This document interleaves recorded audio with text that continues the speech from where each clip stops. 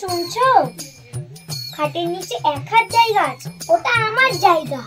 মানে আমার বস্তা টস্তা থাকবে না। জায়গা মানে আমি তো ওখানে আমার পুরনো জামার ব্যাগ রেখেছি। খাট হোক বা জায়গা হোক, যখন নিয়ে যাবো। এই ঘরের জায়গা নিয়েও তুই লড়াই করবি? রাখ, আমি এই ঘরের আদি মালিক।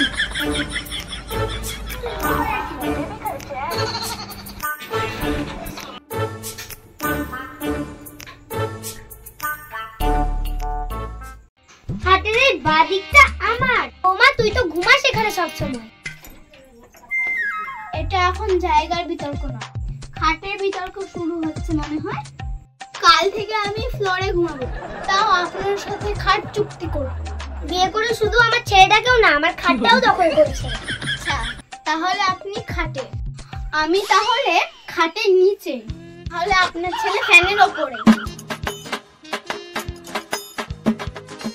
এই টেবিলটা তো আমি এনেছিলাম বিয়ের সময়, এটা আমার অফিস রুমের অংশ। টেবিলটাতে তো আমি মেকআপ করি, এই ঘরের প্রতিটা ইঞ্চি তো আমি চিনে ফেলেছি। তাহলে আমি আজ থেকে টেবিলে বসে চুল আঁচড়াবো। তাহলে আমি নিচে বসে আইব্রো বানাবো। ও মা গো, ঘরটা কেন যুদ্ধক্ষেত্র বানিয়েছো?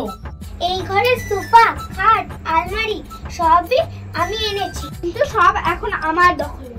তাহলে করো, আমি এখন বাথরুমে গিয়ে থাকি, ওটাই এখন একমাত্র শান্ত জায়গা। ঘর ছোট হোক বা বড় হোক, ঝগড়া হলে কমেডি বানাতে ভুলবেন না।